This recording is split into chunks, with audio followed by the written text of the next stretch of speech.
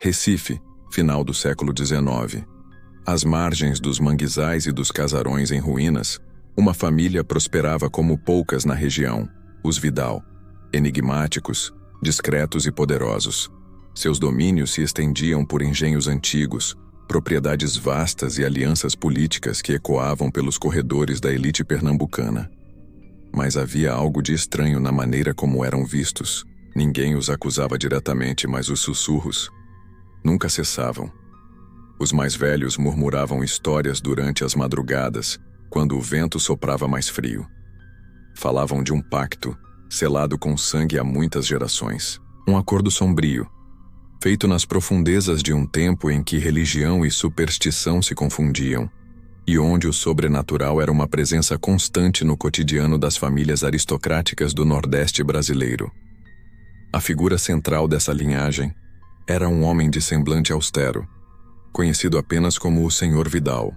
Seu nome completo se perdeu nos registros, mas seu rosto está eternizado em um retrato que ainda hoje repousa na penumbra de uma antiga casa em ruínas, no bairro de Apipucos. Dizem que ele era um homem reservado, que evitava ser fotografado à luz do dia. Preferia a madrugada e raramente era visto sem suas luvas de couro negro. Nos círculos da elite era respeitado. No subúrbio, temido. Foi durante esse período, entre 1890 e 1905, que os primeiros rumores começaram a circular.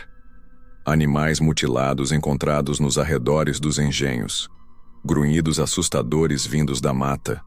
Uivos lancinantes, que rompiam o silêncio da madrugada, sempre nos dias próximos à lua cheia. A cidade, acostumada a histórias fantásticas, tentava ignorar. Mas algo havia mudado, porque desta vez, os rumores vinham acompanhados de olhos que viam e bocas que tremiam ao contar. Capítulo 2. O primeiro relato. O ano era 1903. Recife vivia dias de transição, onde o progresso urbano começava a apagar os vestígios do Brasil imperial. As ruas estreitas do bairro de Casa Forte ainda mantinham um ar bucólico, mas uma sensação de inquietude pairava no ar. Foi numa madrugada chuvosa de junho que tudo começou. Maria das Dores, uma lavadeira de 38 anos, saía de casa ainda antes do amanhecer para buscar água no poço do engenho onde trabalhava. O engenho pertencia, claro, à família Vidal. Ela descia a trilha de barro descalça com o lenço cobrindo os cabelos, quando ouviu o primeiro estalo. Galhos partidos, passos pesados. Achou que fosse um boi desgarrado, ou talvez um homem bêbado vindo das festas de São João. Mas o que viu em seguida não poderia ter sido obra de nenhuma criatura comum. Segundo o que relatou, havia algo no escuro, uma silhueta disforme, encurvada, mas que se movia com velocidade inumana. 2 olhos brilhavam com um vermelho intenso fixos nela. A criatura rosnou baixo, como se reconhecesse o cheiro da mulher. E então, avançou. Maria gritou, correu, caiu e cortou o pé numa pedra. Mas conseguiu se esconder atrás de uma cruz de madeira cravada no chão, usada para marcar o túmulo de um antigo escravizado que, segundo dizem, morrera ali décadas antes. O monstro parou, rosnou e sumiu na escuridão da mata. Ela chegou ao vilarejo tremendo com os olhos esbugalhados, repetindo as mesmas palavras. Não era homem, não era bicho, era coisa do outro mundo. O caso foi abafado. A polícia sequer registrou o ocorrido. O padre da paróquia aconselhou silêncio. Mas a história se espalhou como fogo em mato seco. Em pouco tempo, mais relatos começaram a surgir. Um cavalo morto com as vísceras abertas. Um menino que jurava ter visto um homem peludo e pelado, pulando um muro de 3 metros. Um casal que encontrou marcas de garras fundas numa porteira de madeira. Todas as histórias tinham algo em comum. A criatura sempre aparecia nas redondezas das terras da família Vidal. E sempre, nas noites de lua cheia. Capítulo 3. A maldição. Toda lenda tem um ponto de origem. Um momento em que o mundo natural se curva ao sobrenatural. No caso da família Vidal, esse momento remonta ao século XVIII, muito antes dos primeiros relatos modernos, muito antes da cidade do Recife ter ruas asfaltadas, ou iluminação pública. Uma carta antiga, encontrada em um baú carcomido no sótão de uma das propriedades abandonadas da família, parecia carregar a chave para aquilo que muitos temiam nomear: uma maldição. A carta era escrita em português arcaico, assinada por um certo padre Inácio da Trindade. Datada de 1779, nela o religioso descrevia o comportamento anormal de um jovem herdeiro Vidal, que teria sido entregue à igreja para tratamento espiritual, após apresentar acessos de fúria, febre e uma transformação física grotesca nas noites de lua cheia. Segundo o padre, a criança havia nascido após um estranho ritual realizado pela mãe, uma mulher estrangeira chegada de Cádiz, na Espanha, conhecida apenas como La Dama de Sangre. Ela era bela, reclusa, e se dizia praticante de um cristianismo mais antigo, onde os santos falavam com o corpo e a alma, e onde o sangue era uma oferenda poderosa. Os moradores da época juravam tê-la visto certa vez à meia-noite, ajoelhada entre ossos de animais, entoando cantos em uma língua que não era espanhola, nem humana. Depois da morte dela, ou desaparecimento, ninguém soube ao certo. O menino passou a vagar pelos campos à noite. Sumia por horas. Voltava com roupas rasgadas, com os olhos selvagens, com cheiro de terra e enxofre. O padre tentou exorcizá-lo, mas, em suas palavras, aquilo que habita a carne desse infante não é espírito, mas fera. Não teme cruz, nem latim, nem o nome de Deus. Ele carrega a marca da besta no sangue. A carta termina abruptamente. Há uma mancha escura no papel, talvez tinta, talvez sangue, e nenhum registro posterior do padre. Mas os descendentes continuaram ali. Geração após geração, os Vidal preservaram seus segredos, seus muros altos, seus pactos silenciosos. E a cada 3 ou 4 décadas, um novo incidente reacendia os temores. A crença popular passou a afirmar que, a cada geração, um descendente da família era escolhido, ou amaldiçoado, para herdar a maldição da transformação. Um herdeiro da noite. Um Vidal lobisomem. Capítulo 4. Silêncio e segredos. Em cidades antigas, o tempo não se mede apenas em anos, mas em segredos. Durante décadas, os rumores sobre a maldição Vidal eram como mofo. Cresciam nas frestas, nos porões, nos becos onde a luz não alcançava. Mas o que realmente intrigava os investigadores de lendas, historiadores e curiosos, era a consistência com que qualquer vestígio físico desaparecia. Registros públicos sumiam misteriosamente. Fotos de membros da família em festas ou eventos eram raríssimas, e as poucas que existiam mostravam rostos sérios, distantes, olhos escuros demais para a claridade das imagens. Nos anos 1940, um jornalista do Diário de Pernambuco chamado Renato Amado decidiu investigar os relatos por conta própria.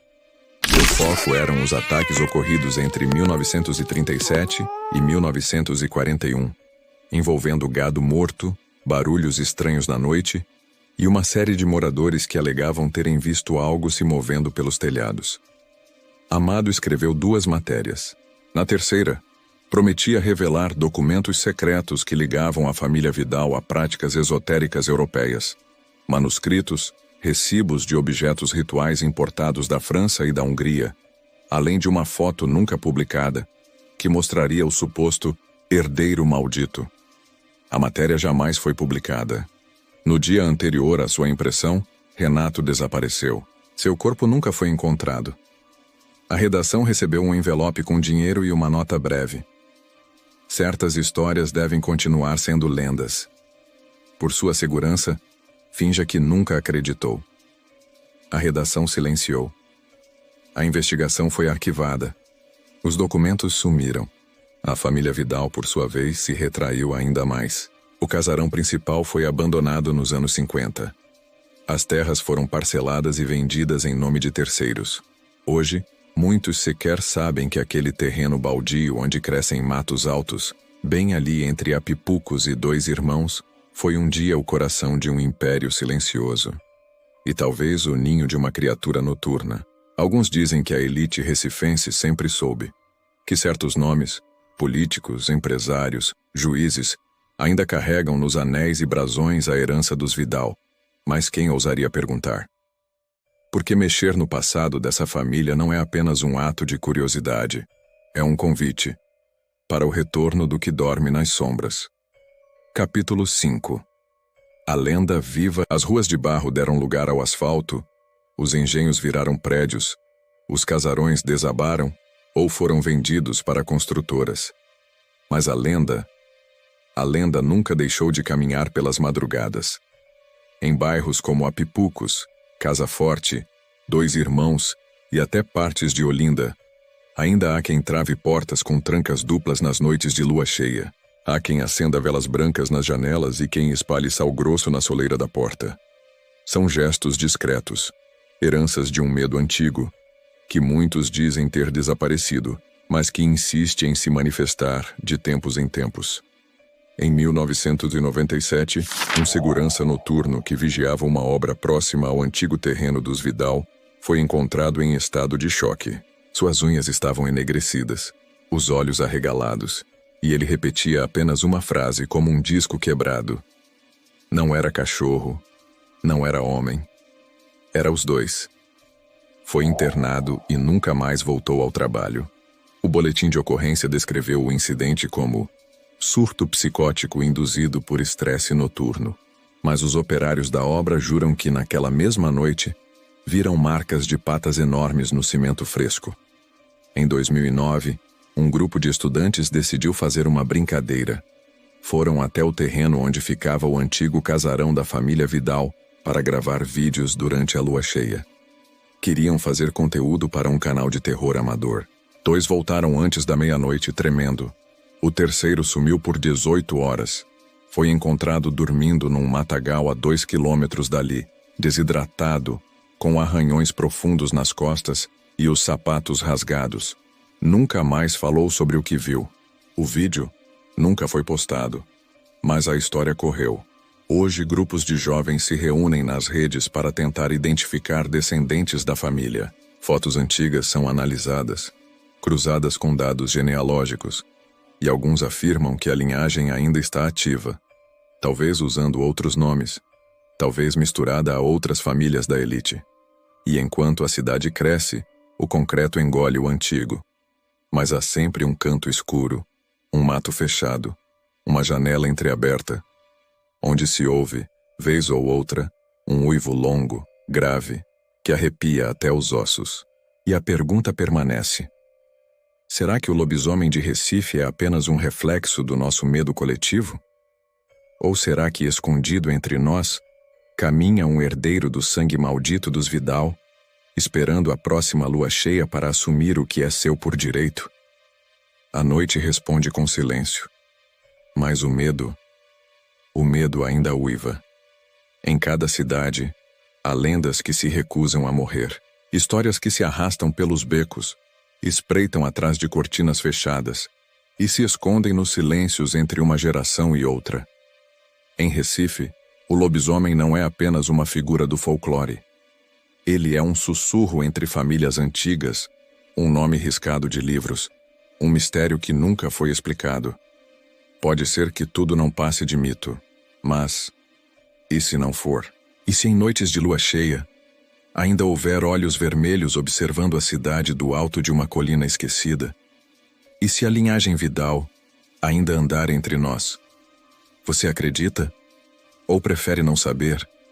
Se essa história te arrepiou, compartilhe com quem tem coragem de ouvir até o fim. Inscreva-se no canal para mais lendas urbanas como essa, histórias que misturam o real e o impossível. Porque às vezes a verdade está escondida justamente onde ninguém ousa olhar.